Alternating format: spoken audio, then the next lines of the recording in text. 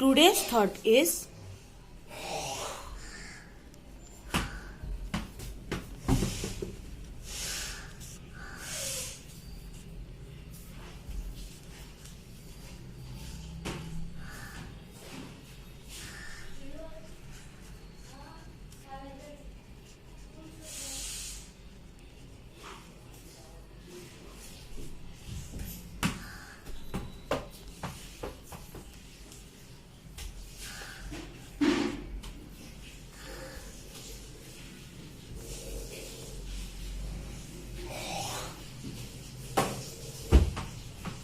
nothing is impossible. The word itself says I am possible. Hi friends, आज हम लोग क्या पढ़ेंगे? EVS 1 ऑफ 5th स्टैंडर्ड का लेसन नंबर 2 का पार्ट 2 यानी लेक्चर 2। हमने पिछली बार बहुत एरिया कवर किया था इस चैप्टर का। आज हम लोग पूरा चैप्टर फिनिश करेंगे और उसके नेक्स्ट वीडियो में हम लोग क्या करेंगे, हमारा प्यारा सा एक्सरसाइज सॉल्व। तो फिर लाइक शेयर सब्सक्राइब कर देना और चलो पढ़ते हैं। फर्स्ट ऑफ ऑल हम लोग रिवाइज करते हैं कि हमने फर्स्ट लेक्चर में क्या क्या पढ़ा। हमने बहुत टॉपिक्स पढ़े थे। जैसे फर्स्ट हमने पढ़ा था रोटेशन। रोटेशन का meaning the turning of an object around itself is called rotation. उसके बाद हमने क्या पढ़ा था, axis of rotation. Axis of rotation यानी imaginary line around which its orbits, यानी एक आध इमेजिनरी लाइन है किसी ऑब्जेक्ट की जिसको वो रोटेट कर रहा है, उसको मतलब जिसको वो चक्कर लगा रहा है, उसको हम लोग क्या बोलते हैं, axis of rotation. Equator, equator यानी a circle which divides two part of an object, यानी एक सर्कल जो कि दो पार्ट्स को डिवाइड करता है। उसके बाद हमने देखा था day, period of time that the earth takes to complete one rotation. Means जितना टाइम लेता है हमारा अर्थ रोटेट करने के लिए खुद को, उसको हम लोग क्या बोलते हैं, डे बोलते हैं। There are 24 parts in a day, each part is called 1 hour. हमारे डे में कितने पार्ट्स होते हैं, 24 पार्ट्स, और हर एक पार्ट को हम लोग क्या बोलते हैं, आर बोलते हैं। इसलिए हम लोग ज्यादातर 24 आर ही बोलते हैं। हमने डायग्राम देखा था एक, ये देखिए, डे दो पार्ट में डिवाइड है। हम लोग समझते हैं दो पार्ट, पर वो इक्वल नहीं होते उनके टाइम। हम लोग समझते सिर्फ 12 क्योंकि वो 24 आवर्स का होता है। ओके, पर कभी ये टाइम ज्यादा होता है, ये टाइम कम होता है, नाइट टाइम। कभी नाइट टाइम ज्यादा होता है, डे टाइम कम होता है। वो कब होता है वो आज हम लोग पढ़ने वाले हैं। उसके बाद हमने क्या पढ़ा था, रिवॉल्यूशन। रिवॉल्यूशन यानी 1 राउंड अराउंड अ सर्कल, यानी 1 रोटेशन अराउंड ओ सन। ये हमने क्या पढ़ा था, रिवॉल्यूशन में पढ़ा था। उसके बाद हमने क्या पढ़ा था, 1 ईयर, यानी period of time that takes to complete 1 revolution is called 1 year. हमने इधर तक पढ़ लिया था। उसके बाद हमने क्या देखा था, 365 डेज, मतलब हर एक ईयर में कितने डेज होते हैं, 365 डेज एंड 6 आवर्स। पर हम लोग ज्यादातर 365 डेज ही कंसिडर करते हैं। 6 आवर्स हम लोग कब 4 साल के बाद लीप ईयर में कंसिडर करते हैं एज अ डे। मतलब अगर 4 साल में ये 6 डबल होता जाए यानी 24 होगा, 24 आवर यानी 1 डे, मतलब एक डे बढ़ जाएगा लीप ईयर में। इसलिए तभी क्या होता है, 366 डे होते हैं लीप ईयर में। इतना हमने पढ़ा था और मैंने आपको सॉल्व भी करके दिखाया, आप देख सकते हो पिछले लेक्चर में जाके। और हमने बॉल से बहुत सारी एक्टिविटीज की थी इसके रिगार्डिंग। अभी हम लोग देखेंगे डू यू नो वाला section. You know that the length of the day and night is not always equal. This happens because of the Earth's incline and its revolution around the sun. इस first passage में हमने क्या पढ़ा, हमने पढ़ा कि हमें पता है कि डे जो लेंथ है डे और नाइट की कभी इक्वल नहीं होती है। अभी मैंने आपको बताया था कि हम लोग सिर्फ कंसिडर करते हैं 2 से डिवाइड करके 12, पर हमेशा ये सेम नहीं होती जो टाइम है हमारा डे टाइम और नाइट टाइम की। तो वो क्यों, क्योंकि हमारे अर्थ के इंक्लाइंड एक्सिस की वजह से। आपको पता है हमारा अर्थ का एक्सिस कैसा है, ये देखिए यहाँ पे फिगर में दिखाया गया है हमें कि ये है हमारा एक्सिस। मतलब थोड़ा सा वो टिल्टेड है, ना कि सीधा, टिल्टेड है। इसके ही वजह से हमारे अर्थ पे डे टाइम और नाइट टाइम कभी कभार सेम होते, पर ज्यादातर सेम नहीं हो पाते। अब वो कब होते हैं वो हम लोग बाद में देखेंगे। फर्स्ट ऑफ ऑल हम लोग देखते हैं कि नॉर्थन हेमिस्फीयर और साउथर्न हेमिस्फीयर में कैसे टाइम का डिफरेंसेस होता है। In the northern hemisphere between 22 March and 23 September, the days are longer than the nights. Therefore, it is warmer there. That is, it is summer in the northern hemisphere. However, during the same period in the southern hemisphere, the nights are longer than the days. The earth gets less heat in the parts of southern hemisphere and therefore it is winter in the southern hemisphere.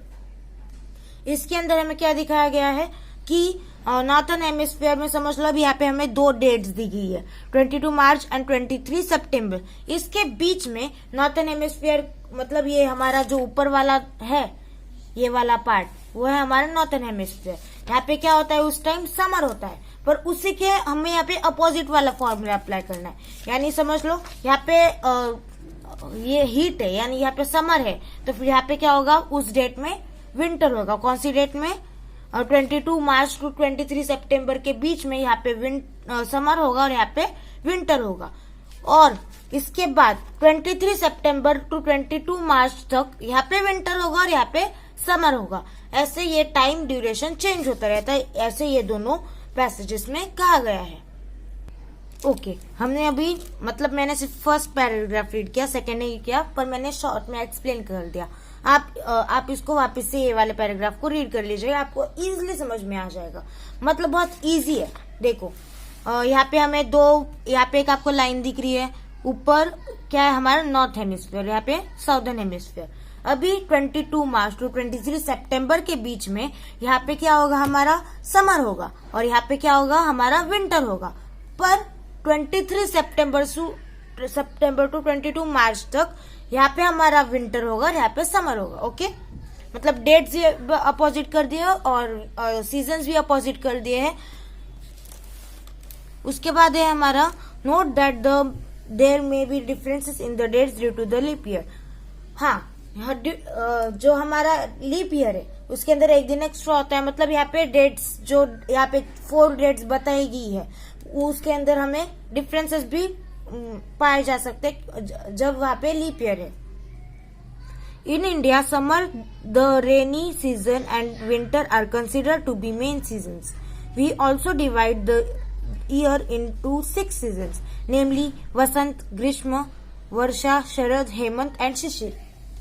यहाँ पे क्या बताया गया है कि in India मतलब हमारे भारत में सिर्फ समर, रेनी और विंटर, ये 3 सीजन्स पाए जाते हैं और इनको हम लोग 6 सीजन्स में और डिवाइड करते हैं और उसे हम लोग क्या बोलते हैं, ऋतु चक्र बोलते हैं। आगे बताया गया है, देखो, the cycle of 6 season is called as ऋतु चक्र। Many of our festivals are connected with this seasons. Many of our songs and games are also related with this seasons. जो हमारे 6 सीजन्स में डिवाइड किए गए हैं इंडिया ने, वो है वसंत, ग्रीष्म, वर्षा, शरद, हेमंत और शिशिर। मतलब ये 6 सीजन्स को मिलाकर हम लोग क्या बोलते हैं, उसे ऋतु चक्र बोलते हैं। और जब ये सीजन्स आते हैं तभी क्या होता है, बहुत अलग अलग फेस्टिवल्स आते हैं और अलग अलग गेम्स वगैरह, जैसे नवरात्रि में गरबा हो गया, दिवाली में पटाखे जलाना हो गया, ऐसे अलग अलग एक्टिविटीज और फन गेम्स इस ऋतु चक्र से कनेक्टेड होती है। नेक्स्ट है हमारा phases of the moon, the full moon and the new moon. अभी फुल मून क्या होता है, न्यू मून क्या होता है, वो हम लोग यहाँ पे पढ़ने वाला है। The moon revolves around the earth and the earth revolves around the sun. However this 2 orbits intersects, hence the sun, the moon and the earth are not always along a straight line. We see half of the moon's surface which faces the earth, that is, from the earth we see only one side of the moon. The moon has no light of its own. We can see the moon because of the sun's light that falls on it. On a full moon night, we see the entire side of the moon that faces the earth. On a new moon night, we cannot see any of it. For the full moon to the new moon, the illuminated part of the moon seen from the earth becomes smaller and smaller. From the new moon to the full moon, it again grows bigger and bigger. These different shapes of moon that we see are called as the phases of the moon. तो फिर हमने पूरा topic read कर लिया है. अभी हम लोग समझेगी कि ये है क्या. आपको हमने पिछले लेक्चर में एक्टिविटी की थी एक, हमने वो एक्टिविटी में देखा था कि मून जो है वो किसको रिवॉल्व करता है, अर्थ को रिवॉल्व करता है, और जो हमारा अर्थ होता है वो किसको रिवॉल्व करता है, सन को रिवॉल्व करता है. मतलब दो ऑर्बिट्स इंटरसेक्ट होते हैं. मतलब इंटरसेक्ट का मतलब समझ लो, ये एक ऑर्बिट है और ये सेकेंड ऑर्बिट है और ये बीच में टकरा रहे हैं यानी इंटरसेक्ट हो रहे हैं. इसको हम लोग इंटरसेक्शन बोलते हैं. Hence the sun, the moon and the earth are not always along a straight line. हाँ, हमें ये भी पता है कि जो सन, मून एंड द अर्थ है वो हमेशा स्ट्रेट लाइन में नहीं आते हैं. हमें हाफ ऑफ द मून की सरफेस दिखती है जो कि अर्थ को फेस करती है. वही इतना ही पार्ट हमें क्या दिखता है, मून का दिखता है. That is from the earth we see. हाँ, यहाँ पे सिर्फ हमें एक साइड दिख पाता है, पूरा मून नहीं दिख पाता.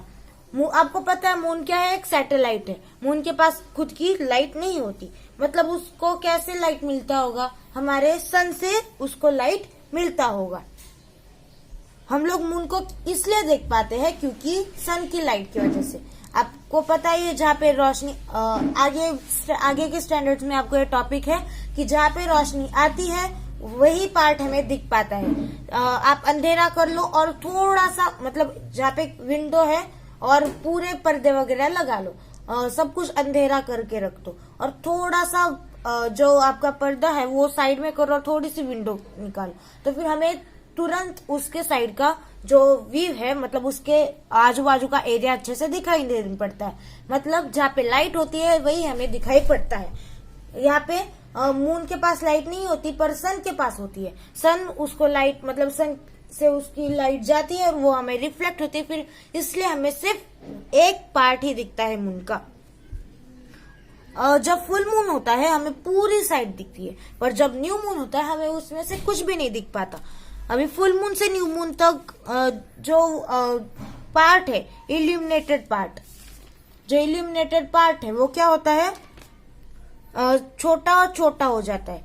मतलब जो डार्कर होता है वो पार्ट क्या हो जाता है, छोटा और छोटा छोटा होता है. उसके बाद न्यू मून से फुल मून तक वो और बड़ा होता है. मतलब जो रोशनी वाला पार्ट है, जहाँ जो पार्ट हमें दिख रहा है वो तो यहाँ पे क्या हो रहा है, स्मॉलर एंड स्मॉलर हो रहा है. पर यहाँ पे क्या हो रहा है, फुल मून में बिगर एंड बिगर. ये टुकड़े होते हैं मून के, जो हमें लगता है कि टुकड़े है पर नहीं, वो लाइट के फॉर्मेशन की वजह से, लाइट एंड शैडो के फॉर्मेशन की वजह से वैसे दिखता है.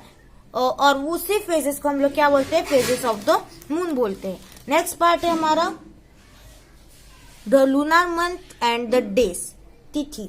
You know that it takes 14 to or 15 from the new moon or full moon. This is fortnight and the waxing of the moon. After full moon, the moon appears smaller and smaller, and after 14 to 15 days, it new moon again. The period is the fortnight of the waning moon. Thus, the period from one new moon to the next is of 28 to 30 days. It is called the lunar month. Every day of the lunar month is called as तिथि. हम इस paragraph में हमें बताया गया है कि आपको पता है कि हम लोग अमावस्या पूर्णिमा बोलते हैं, वो यही है. मतलब हम लोग बोलते हैं 14 to 15 डेज के बाद ये अमावस्या आएगी और उसके बाद 14 to 15 डेज के बाद पूर्णिमा आएगी. तो फिर ये वही है, 14 to 15 डेज के बाद हमारा न्यू मून आता है और 14 to 15 डेज के बाद हमारा क्या आ जाता है, फुल मून आ जाता है. इसको हम लोग क्या बोलते हैं, वैक्सिंग ऑफ द मून. हम लोग क्या बोलते हैं इसे, waxing of the moon. After the full moon, हाँ, फुल मून के बाद जो मून है वो छोटा छोटा कटता जाता है पीसेस में और 14 to 15 डेज के बाद वो वापस से न्यू मून बन जाता है, यानी कुछ भी हमें नॉट एट ऑल कुछ भी नहीं दिखाई देता। तो फिर इसको हम लोग क्या बोलेंगे, वार्निंग ऑफ द मून बोलेंगे।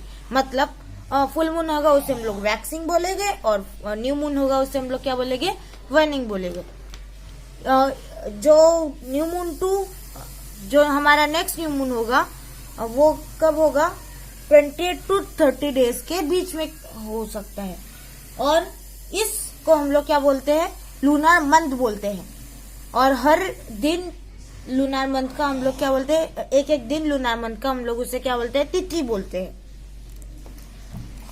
उसके बाद हमारे आप देख सकते हो यहाँ पे न्यू मून है, अभी यहाँ पे फुल मून है, मतलब वो कटता जाएगा एंड फिर न्यू मून होगा, फिर वो और बढ़ता जाएगा, फिर वो क्या बन जाएगा, फुल मून बन जाएगा।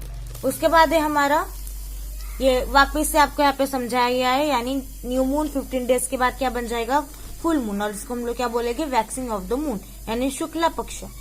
उसके बाद क्या होता है, फुल मून से न्यू मून 15 दिन के बाद जो होता है उसे हम लोग वार्निंग ऑफ द मून बोलते हैं, यानी कृष्णा पक्ष। यानी the fortnight of the waxing moon, यानी 15 फोर्टनाइट यानी 15 दिन, fortnight of the waxing moon plus fortnight of the waning moon is equals to a lunar month.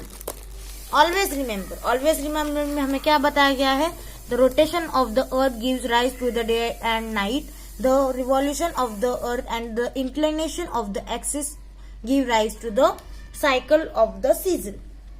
मतलब यहाँ पे हमें बताया गया है कि अर्थ के रोटेशन की वजह से हमें डे एंड नाइट का फॉर्मेशन होता है और उसके इंक्लाइंड एक्सिस यानी टिल्टेड एक्सिस की वजह से ऋतु चक्र फॉर्म होता है, यानी सीजन्स फॉर्म होते हैं। आपको मैं एक फैक्ट बताऊं, जो इंडियन सब कॉन्टिनेंट है, मतलब पूरे अर्थ में कुछ ही कंट्रीज में क्या होती है, बारिश होती है, रेनी सीजन होती है, और बाकियों में सडनली मतलब कभी भी हो जाता है। इंडियन सब कॉन्टिनेंट पे ही ज्यादातर बारिश होती है। अभी व्हाट वी हैव लर्न, हमने क्या क्या पढ़ा है, बहुत कुछ पढ़ा है, पर इसको हम लोग शॉर्ट नोट्स में कवर करेंगे। The rotation of the earth caused by day and night. हाँ, अभी जो अर्थ का रोटेशन है वो क्या हमें फॉर्म करता है, डे एंड नाइट फॉर्म करता है। The revolution of the earth around the sun is and its inclined axis together cause the season. Season का फॉर्म होता है जब हमारा अर्थ का इंक्लाइंड एक्सिस हमेशा होता है, और जब वो रिवॉल्यूशन लेता है उसी के बीच में क्या होता है, हमारा सीजन का फॉर्म होता है, formation. The revolution of the moon around the earth give rise to the phases of the moon. Revolution, जो मून का रिवॉल्यूशन है अराउंड द अर्थ, वो क्या फॉर्म करता है, फेजेस ऑफ द मून। उसके बाद है the period from one new moon to the next is called as a lunar month. मतलब एक न्यू मून से अगले न्यू मून तक, यानी पहले फुल मून आएगा फिर वापस से न्यू मून आएगा, यानी 28 to 30 डे, इसको हम लोग क्या बोलेंगे, लूनार मंथ, जो कि 20 to 30 डेज का होता है। The fortnight ending on a full moon is that of the waxing of the moon. The fortnight that ends on a new moon is called as the waning on the moon. मतलब जो fortnight यानी जो 15 दिन and होते हैं full moon के time पे, उसको हम लोग क्या बोलते हैं, वैक्सिंग ऑफ द मून बोलते हैं। और जो fortnight 15 दिन के बाद खत्म होती है, एंड होती है न्यू मून के टाइम पे, उसको हम लोग क्या बोलते हैं, वार्निंग ऑफ द मून बोलते हैं। उसके बाद है the days of the lunar month are called तिथिस। Every day of the lunar month, यानी हर एक दिन लूनार मंथ का हम लोग उससे क्या बोलते हैं, तिथि बोलते हैं। उसके बाद है हमारे एक्सरसाइज, जो कि 5 क्वेश्चंस की है और लास्ट में एक एक्टिविटी भी बताई गई है। इसके अंदर ऑलमोस्ट 2 ऑब्जेक्टिव्स है, जो कि fill in the blanks and what is mean by each of the following terms, और बाकी के ब्रीफ आंसर्स है। आपको ये क्वेश्चन आंसर्स नेक्स्ट वीडियो में मिलेंगे, तब तक के लिए स्टे ट्यून्ड, पढ़ते रहना और लास्ट का क्विज देखना और पहले का क्विज का रिजल्ट भी देखकर जाना। Today's quiz. When was the first FIFA Men's World Cup held? Options: A. 1926, B. 1928, C. 1930 and D. 1932. Last quiz result is The question was the earth rotates from dash. The answer was west to east. जिसने ये answer correct किया, very good. और ये है आज का हमारा quiz जो कि आपको सॉल्व करना है। बाय।